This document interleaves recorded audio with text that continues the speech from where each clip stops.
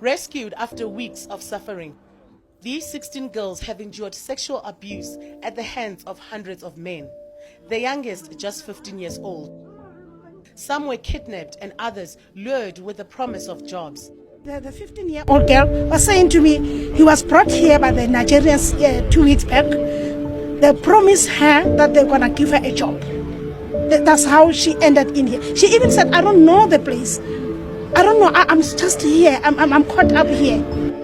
The girls have told officers harrowing stories of their capture and abuse. They say they were drugged and starved. They sat outside crying as authorities swept through the 3-bedroom house collecting evidence. These girls are coming around the country. As I said, that they are coming from Soweto. And they are so small. And their parents, they don't know that their girls are here. And when they are here, they are being used. Police seized drugs and arrested 4 men. But it was the rescue of these girls that's left officers shaken. Linyaruselo, Kempton Park. Now you can see another latest trend that South Africa are complaining about Nigerians. Yes, what actually happened in the video is that Nigerian young children trafficking from Nigerian to South African, telling the young kid that they are going to provide a job for them, which is 17 years old. Then when they take them there, in the process they are taking them to South African, they will put something in their mind. They are using them to traffic. Maybe they are using them to bring in drugs and other things. That is what they are doing, and that is the reason why I say South African, they don't like, normally South Africa, they don't like Nigerians, normally. Then say South African no like you, and there is a reason make South African no like Nigerian.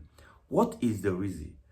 Which is, criminal, drug selling, so many things, prostitute, I don't even know if Nigerians are really do ashawo in South Africa, but the most purpose Nigerians, South Africa don't like Nigerians is because of the selling drugs to their kids.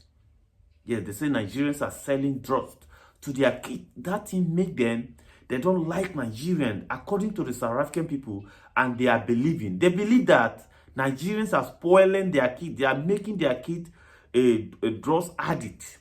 Understand? So that thing make them, they don't like Nigerians at all. They don't even want to hear when you say Nigerian. They hate Nigerians because of, they just have too much hate for Nigerians normally. Because this thing, and you are still bringing this thing to their country. They believe that Nigerians are selling drugs to their kids. Almost 99% of South Africans believe this thing. They don't like you. They don't want you. I don't know how some of us, that this country, they don't want you. They don't need you. Go back to your country. They say, no, these people don't want you. Come back home. But you're still going there. You're still going there doing bad things when you know that these people don't want you. I don't know the kind of woman being we are. I keep thinking, I know that this country don't want me. Then I still forcing myself there. I don't understand. And they don't want you, What kind of woman are we? We know they don't want us. We know it, but it's still going there. You still going there. I'm not even going there with the most problem. You going there to do bad thing when you know they don't want you. You knows it, but you still going there and do bad thing. The same thing you are doing that make them don't want you. You still going there and do it again. Imagine that. What is so sad is that our law enforcement officers are involved, which is quite very, very sad and bad. But this information, we've shared that with the authorities from the province and also to the chief as well, the new chief judge as well, just to look into this issue. But this area, it is actually becoming the old drug den. But look, tonight we managed to get some guys with some crystal meth, but that's not much really, and some dagga as well. And then we've got another person that has been arrested as well. person that has been arrested, a Nigerian.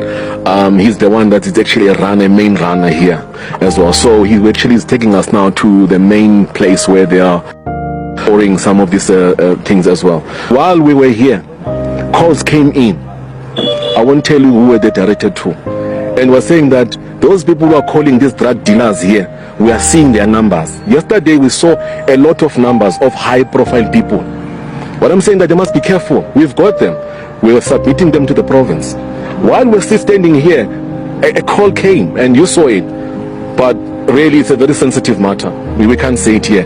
So whoever is there protecting these people, law enforcement, when we nab these people, we take their phones and we see the numbers that are calling. Others, we do call them and they come here and then they just go and then leave. So they must be careful. But the undercover unit of ours here, all the spooks are around the area here, and we've been gathering lots of information, the intel. It's almost been 2 weeks, about 2 months now. There are two major drug dealers that are operating here. The one that we've arrested yesterday with the crystal meth. Now our informers told us that now the other one, he's actually on full swing now. He's taken all these other areas there in Midrand. We are not sleeping tonight, so we are ransacking Midrand, and I'm not going to tell you where we're going right now. So the message to all those drug lords there is that we're actually coming for actually them. We've got 20 spots in the major spots here in the city of Joburg that we're going to actually raid. So it's actually quite very saddening. And I remember when I told you that the problem is that once you start talking about drugs and you start uncovering all these drug lords and drug dens, then you start to get this thing of a smear campaign and all of that. For example, when we raided Operation Vaporize at Eldos, the JMP did through and the K9, some of them now were charged by the internal affairs, by the IPT, that they were beating people and all of that, which is not the case. So every time we are expecting that with these raids that we're doing, there's going to be a smear campaign against the MMC or the TRE unit or this K9. So, but I want to tell them we don't give a damn. These people that are meant to be the ones that are actually eradicating drugs and all of that, how are we planning to deal with that? Look, on our side, whoever is involved, we're reporting them to the internal affairs. With all these operations, I do share them with the Chief of Police, Uchaga, that has been the new commissioner, and also we also report to the PC, the provincial commissioner, who's been working excellently well with us. Whatever we need, he actually gives us. So all this information, we actually give it to him. So we ensure that the IPT does its own investigation. We've submitted the phones, and then now this guy now that we've just arrested now, there was a law enforcement officer who was calling right when we were actually here, we were waiting for that. So this is going to be an evidence as well. We're going to give it to the officials of SAPS, and then the ones of the JMPD are going to be processed by the internal affairs. We don't want any enablers of this crime. None whatsoever. Okay, my problem here is that those one who going to South Africans, they're going there and they are still committing sin. You people get mine, no? You people get mine. For the one place, the country don't want you. Second, you still go there and commit contempt. After they don't want you, and you still going there again and commit crime. You get mine. South African, whatever you teach to do them, do them. You are free to do them anything that you think you can do them. You are free. Do whatever you like to them because they know the year word. Yes, do whatever you think you like. Do them. That is the only message I have for you today. God bless everybody.